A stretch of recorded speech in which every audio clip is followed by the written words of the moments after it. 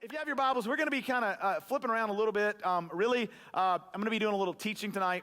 But one of the things that we have said is that life in this series is a series of tests. It's a series of tests.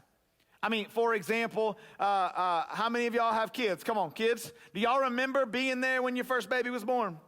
Y'all thought the baby was cute. It wasn't cute, all right? It wasn't cute. What you need, you know what a real friend is? A real friend is somebody that'll tell you your baby was ugly, all right? Because at the end of the day, I remember when my first boy was born. I think he's cute now, but when he was born, I was like, what is that? Y'all, come on. Like I didn't know what it's just, babies are not always cute right when they're born, but immediately they take them out and they put them in like this microwave or hot plate or something to keep them warm, right? And then they start pulling on them and torquing them. I remember Julie had an emergency C-section, so I was alone and abandoned in this world trying to figure out what are they doing. They hung my baby upside down, going, I'm about to give him a bath, and they start hosing him off. It was weird. And then they immediately start pulling on his ears and his eyes, doing all these, you know what they start doing? Tests. Tests. As soon as he was born, you're testing your hearing. They're testing his eyes. How many of y'all are good test takers in school? Come on, we just got to know who to hate. Anybody? How many of you hated tests? Come on, you hated tests. Raise your hands. All right, yeah, okay. Thank you. Love you guys. All right, and so here's the thing. From the time you're born, you have tests. You go to school. You have tests. Then you get ready to graduate, and they give you a test. You want to get your license, you got to take a driving test. You know the only license you can get that you don't have to take some kind of test for? Your marriage license. That's crazy, ain't it? Some of y'all are like, oh, I should have done that. What's your answer? Oh, no, you girl, you go on. If you'd had to take a test, you wouldn't have got married, right? And so we have test and test and test. The same thing is true in our spiritual life, isn't it? It's not just physical tests. And I believe, if you look at the scriptures, we talked last week about Jesus, God allowing Jesus to be led out into the wilderness to be tested, to be tempted. Many of these tests are allowed by God.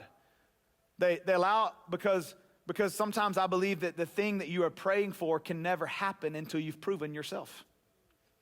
Some of y'all are praying, and I've been here, God, give me more, God, do this, but you're not even faithful in what you have. You haven't even proven yourself in what you're in. You got something going on keeping you from your full potential. And so God will allow you to go through some tests. In fact, he'll put tests in your path to see if you can prove your potential. And so we started a series like 4 weeks ago called Proving Ground. Proving ground is a scientific term or whatever, maybe it's a marketplace term. And what it is when a company gets ready to bring a new product to market, that's called the proving ground. Is this product going to make it? It's not, how many of you got an Apple iPhone users? iPhone users, come on, put it in the comments. iPhone users, Android users, do y'all even have the ability to comment? Okay, I was just wondering. Okay, so here's the thing. If they're gonna bring a new Apple Watch to market, and they're gonna market it as waterproof, then somebody gotta jump in the pool with a watch on, right? It's gotta go through a series of tests to prove that it's actually capable of standing up to the label or to what it's being marketed as. And so the same thing is true. You can't bring something to market until it passed the test, right? You can't bring a waterproof watch to market if it fails the waterproof test. Can I just tell you something? And you may want to write this down. God can't bring you to your destiny until you've been through something that proves your potential. Well, God can do anything. Yeah, but you can stand in the way of him doing what he wants to do in your life. So what happens is God allows tests to come into our life.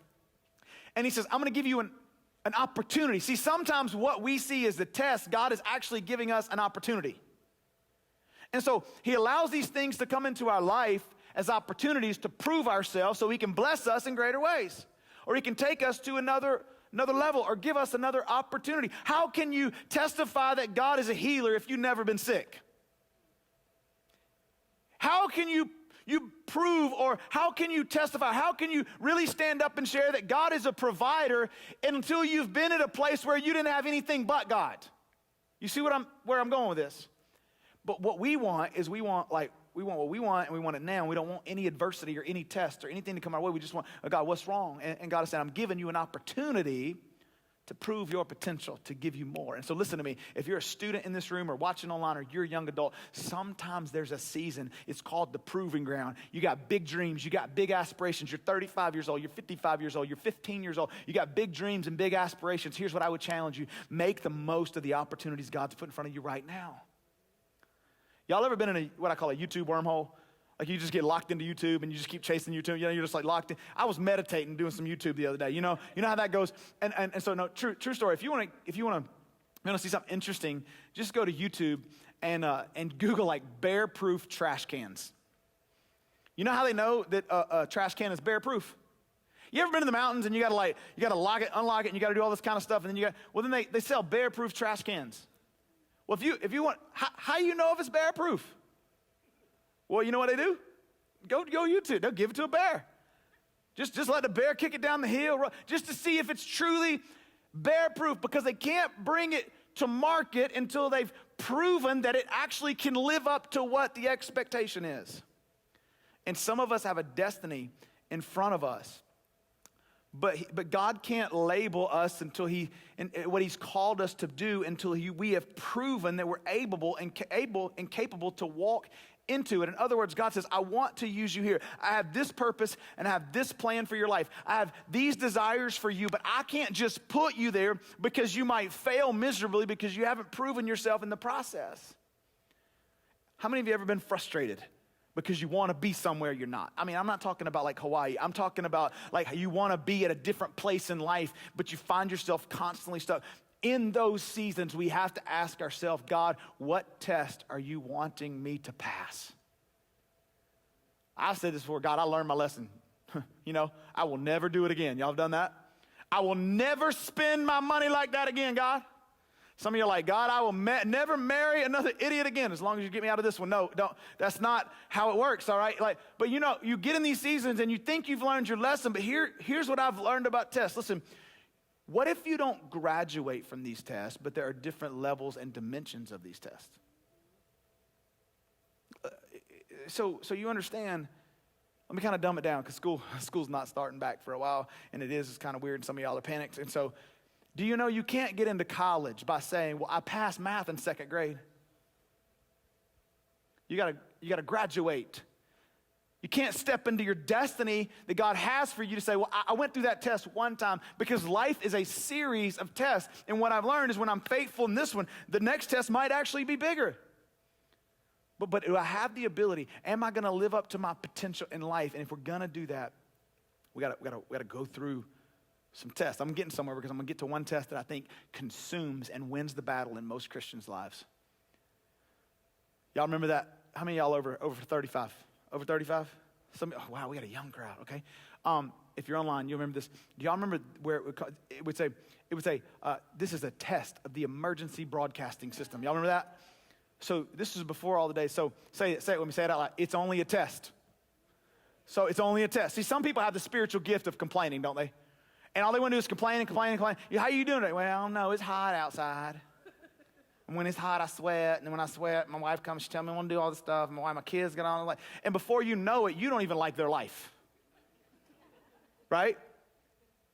Because they ain't learned that life is full of tests. And so when we were younger, we'd be watching TV, and all of a sudden, if you weren't paying attention, randomly, young people, listen to me, they'd be just like, Mah! They would come on the screen. Y'all remember that? And be like, Mah! And all these colored lines would come on the screen. Be like, what is this? And be like, this is a test.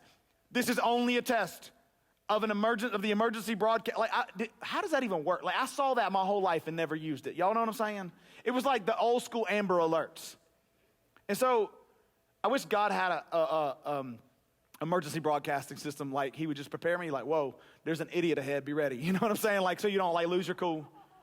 Or whoa, this is about to happen. You better be ready. Because what I want you to hear is, we as Americans do not like adversity, do we?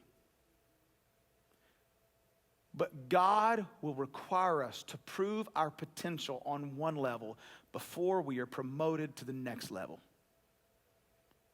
Are you saying that God don't already know? No, God knows. God knows what He's created you to do, but it's up to you to live it out. It's up to you to it's up to me to prove my potential. And so I want to read some scriptures, but I want to give you this thought. You can pray your brains out. You can pray until you're blue in the face, and you can ask God to do all this stuff. Hear me, because we got a lot of people say, I'm praying about it. I'm praying about it. I'm praying for it. You can pray, and I'm not against prayer. Hear me out. What I'm saying, though, is you can pray all day long and still not make any moves spiritually, physically, or emotionally, or relationally, because you're not willing to go through some stuff to pass the test.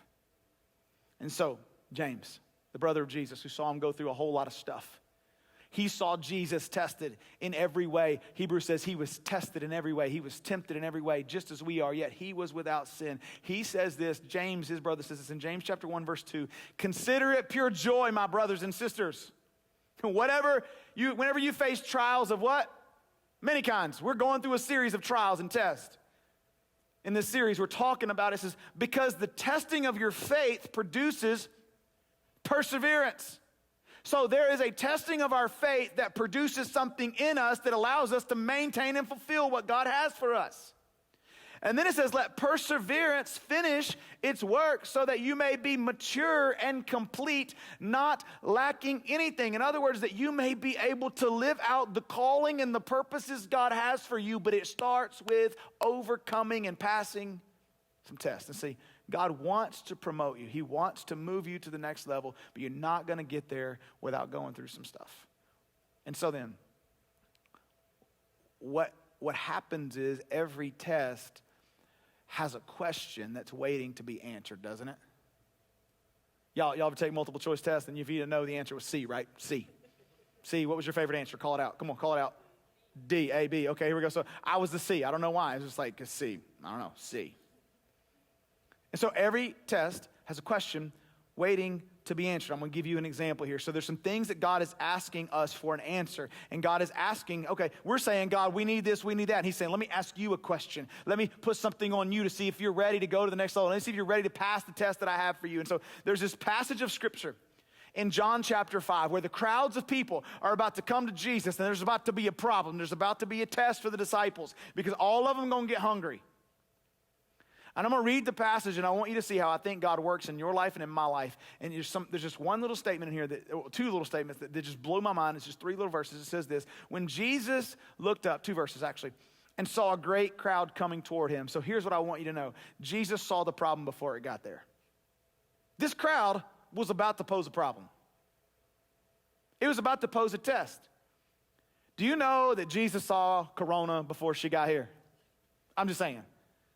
Jesus saw you losing your job before you lost your job. Jesus saw the situation in your life before it actually came to pass. And so it said, Jesus saw the great crowd coming toward him. And he said to Philip, one of his followers, one of his disciples, Philip, where shall we buy bread for these people to eat? Pause. See the question?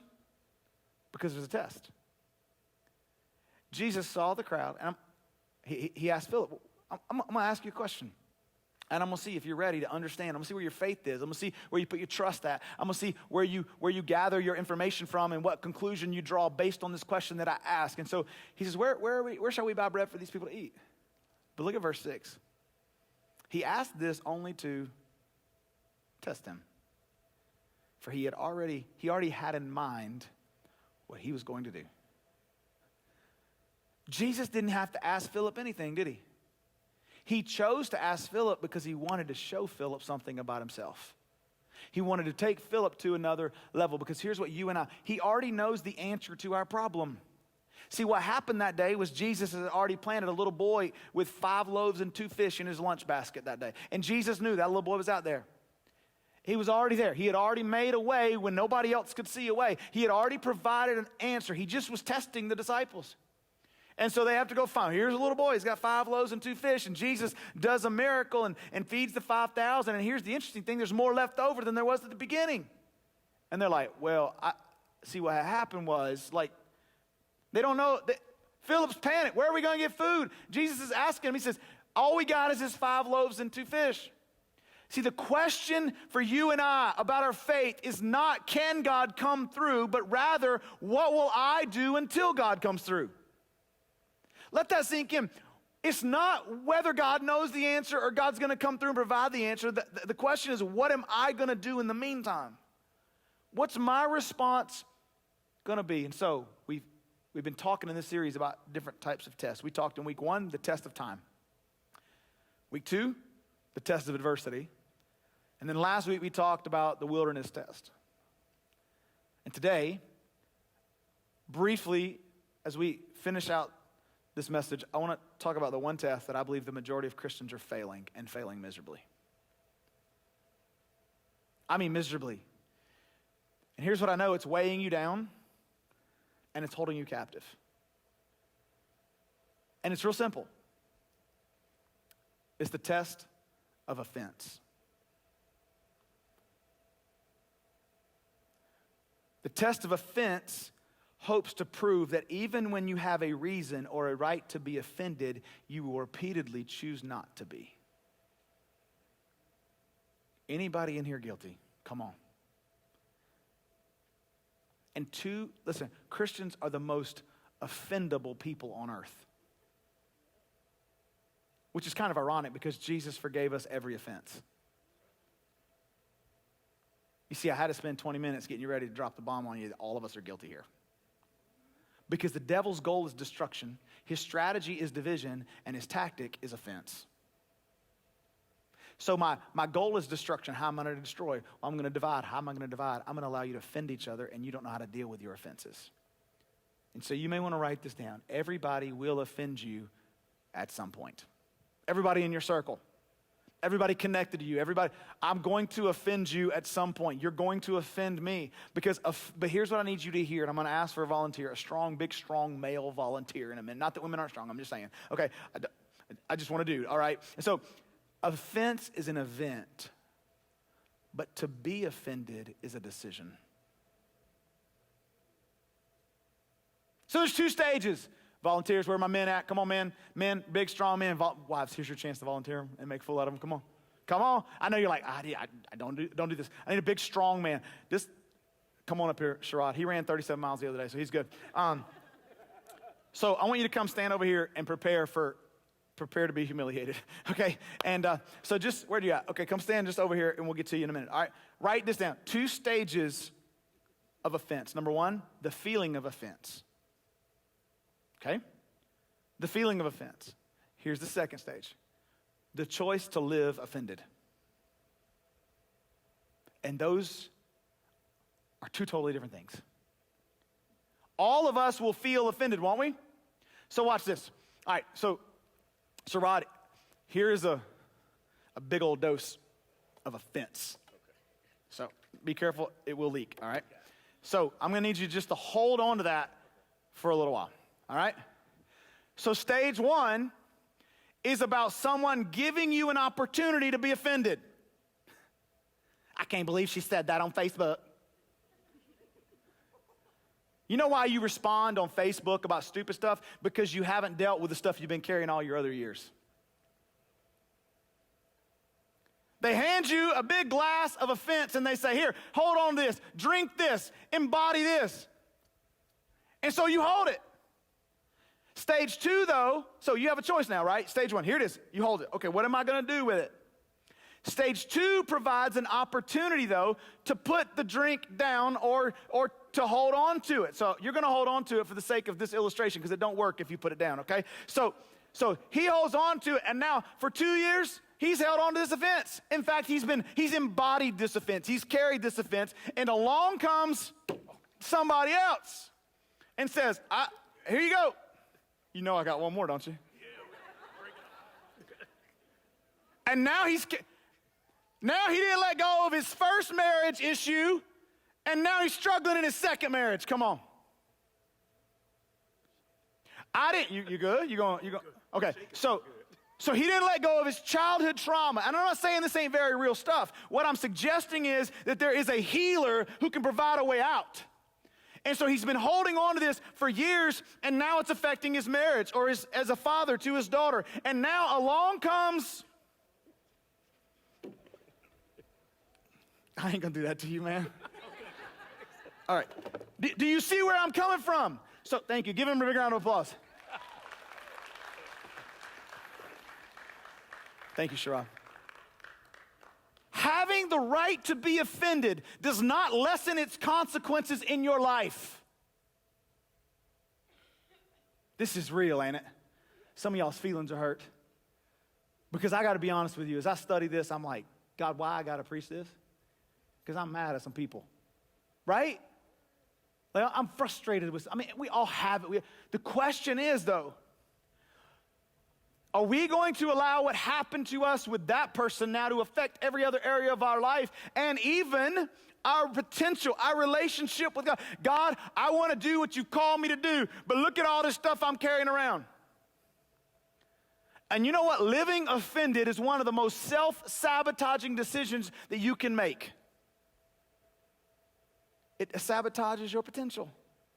It sabotages your relationships. It sabotages your marriage. It's like drinking poison and expecting the other person to die. They're out, they're living their life, they're doing their own thing, and you're going, I'm so mad. Another word is unforgiveness. When it buries deep in your soul, it's not just, I'm mad at you, I'm frustrated with you, you tick me off. It's like, I'm embodying an anger and a hatred and unforgiveness. And so living offended is like drinking the poison and expecting the other person to die, but living unoffended is a choice that allows you to focus on your future.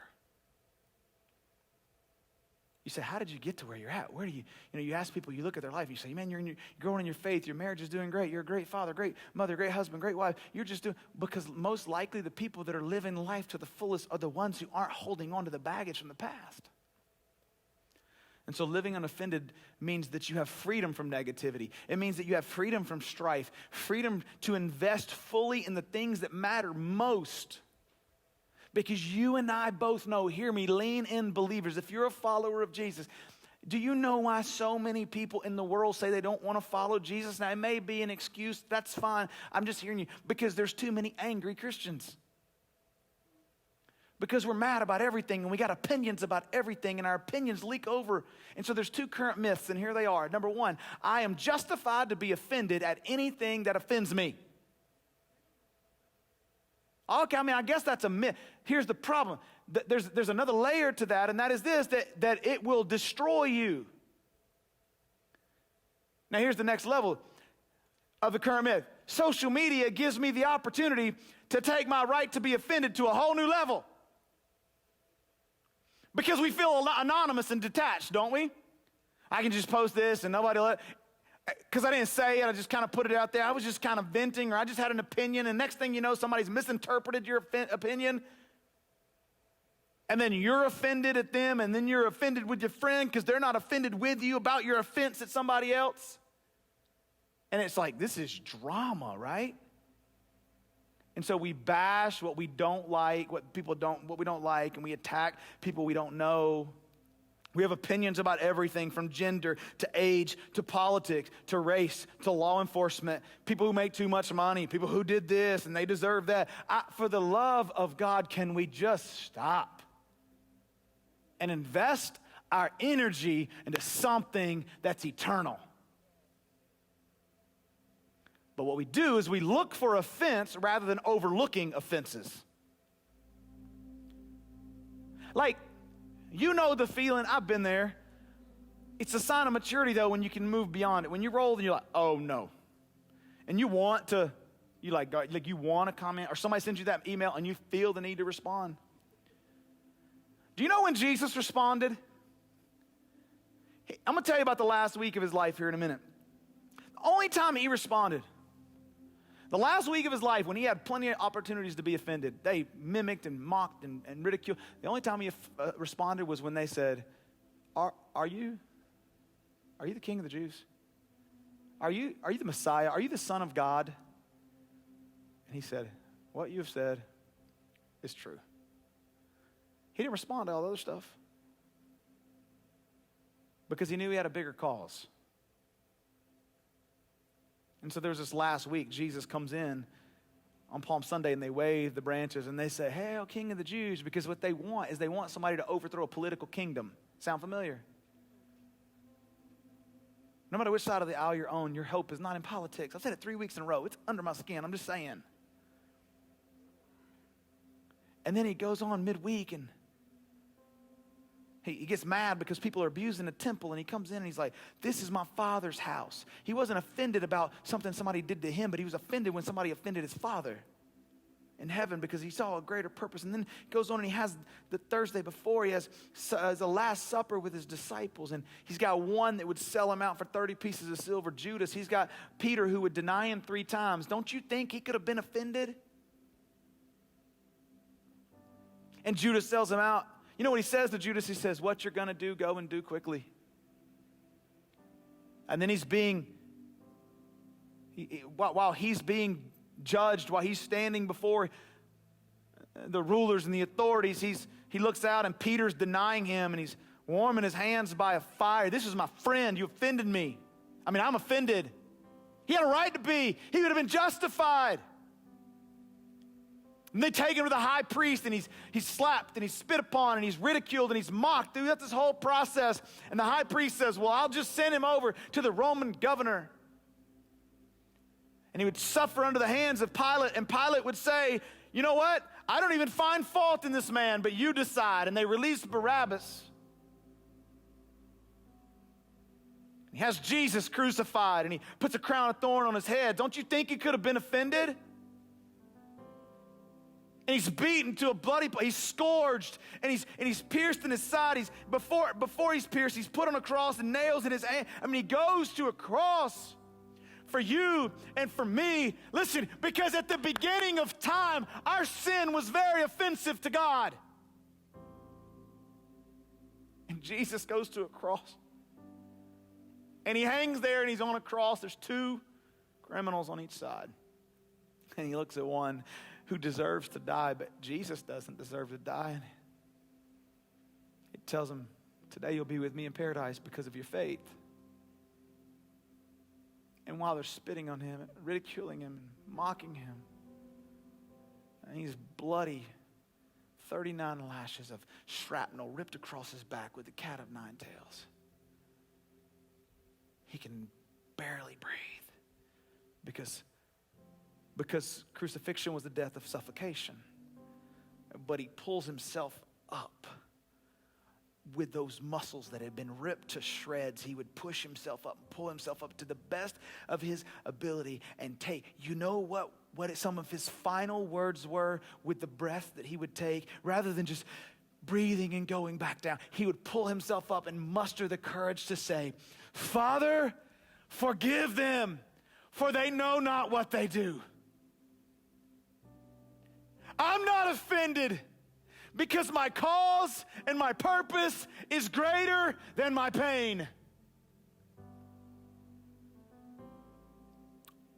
But we sometimes can't do that, can we? We can't even keep our mouth shut when somebody ticks us off. We can't even not talk about the person who hurt us. We just live in captivity. We have a fence and we live offended, and now we put up a fence around our life and keep ourselves in captivity. And so I'm going to give you just some things to look for.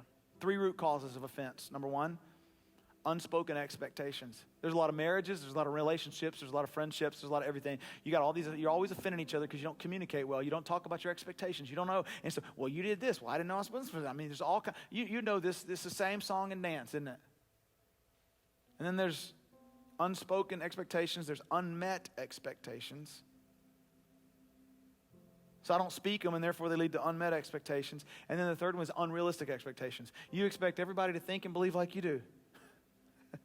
I ain't gonna lie, I get mad. I'm reading, I'm like, that person's dumb, and I'm mad that they're dumb. You ever done that? You ever thought, that person's dumb, and it makes me mad that they're dumb, so I'm gonna tell them how dumb they are. Y'all laughing, because don't even act like you ain't thought that. I saw somebody post the other day a picture online, and like the car beside them had parked so close that they couldn't open their door.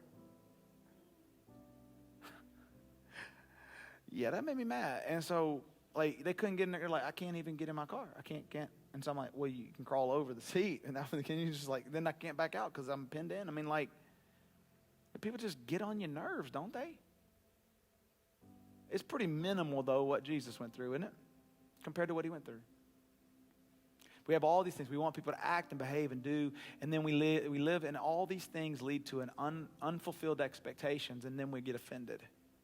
Now, let me pause. Some of you went through some things that were really heavy in your life. Somebody's really, really dug some deep wounds. And I'm not saying it's as easy as just dropping it and going, okay, I'm done with it. Because, see, some of you have carried this since your childhood because you were physically or sexually abused.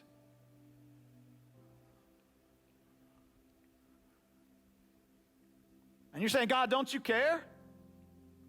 And he's asking you a question back. You know what that question is? Yeah, I care. Are you willing to get counseling? Yeah, I care. Are you willing to let people come into your life and walk alongside of you? Yeah, I care. I'm not trying to minimize anything because I cannot understand your pain. I just know we have a God who sent his son, who hung on a cross and said, Father, forgive them in spite of what they've done to me. And you've been abused, you've been hurt by your first marriage or your second marriage or your father or somebody, and you're just carrying this thing around and you're wondering why you're so miserable. Because when you carry the toxin of offense from past experiences, healthy people feel it in you, on you, and they'll stay away from you.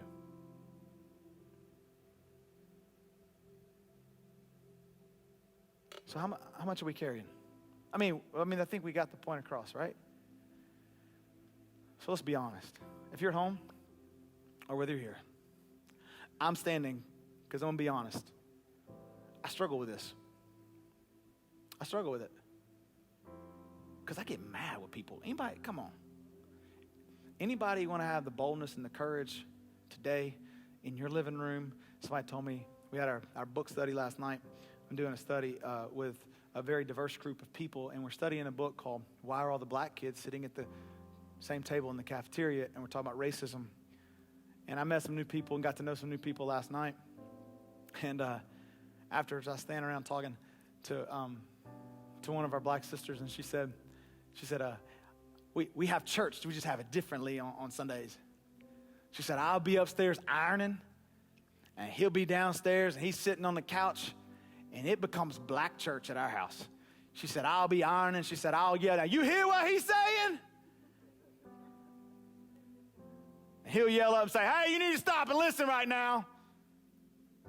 I don't know where you're watching from or what you're doing, but would you have the courage right now, whatever environment you're in the kitchen, and you're here, some of you, would you have the courage to stand? If you struggle with this, stand with me. Would you have the courage to say, you know what, I struggle. Sometimes I let offense, I don't put it down. I carry it too long. And I struggle with living an unoffended life because I carry things that they weigh on me. I'm just going to wait and keep talking till some of y'all start standing because you know you do. You know you need to. Come on, right there in your living room, right there in your bedroom, right where you're at. Come on, stand to your feet because I'm telling you this is winning the battle. Now that you're standing, if you're standing, I'm going to challenge you with something. No more political post.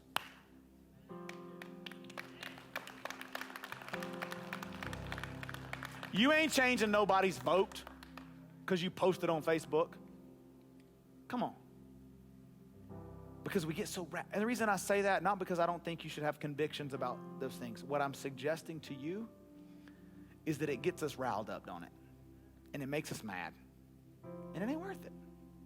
So right where you're at home, in your living room, in the car, pull over. Don't stand in your car driving. Would you just lift your hands and surrender as a sign of surrender right now to God? Jesus, you're still enough. You hung on that cross and you cried out, Father, forgive them, for they know not what they do. I pray that would be our cry and our desire, that we would live unoffended lives. That we would take off the glass of offense, those lenses, those scratched lenses that we keep looking through, and we'd put on a new lens and we would say, some things just don't matter. God, help us to live free. There are too many Christians walking around in bondage. And I pray for the person who's standing or watching or even processing going, this pastor is really making me mad because they don't understand what I've been through or whatever. I pray, God, for the person who's been deeply, deeply wounded. That the peace of God that surpasses all understanding would begin to guard their heart and their mind in Christ Jesus. And today they would take a baby step and pick up the phone and call someone and say, would you help me? Would you help me go to counseling? Would you go with me? Would you go and help me navigate this in my small group? Pick up some phone, email the office, do something to say, God, I'm taking a step because I want to live an unoffended life. Help us to pass the test. because there's too many people that are never reaching their full potential because they live so frustrated with everybody else. Now, God, I pray right now if there's somebody watching that doesn't know you, that they would just put their trust in you. If you're watching today or you're here in this service and you would say, I don't have a relationship with God, but I want to lean into the God of the universe whose son died on the cross for my sins, and I want to put my trust in him, would you whisper these words to God? Dear God, I come to you right now, believing that I've sinned and turned my back on you, but that Jesus came and he lived a sinless life and he took my sins on his back. He was nailed to a cross. He was put in a tomb. He was resurrected so that I can have a new life, that I can die to my old sins and have a new life. Forgive me of my sins. Be Lord of my life. Help me to live for you from this day forward. Thank you for saving me. Today I call you my Savior and I call you my Lord. In Jesus' name. And everybody said, amen. Come on, church, put your hands together because there's people all around the world making decisions for Jesus in churches all around the world today. Yeah.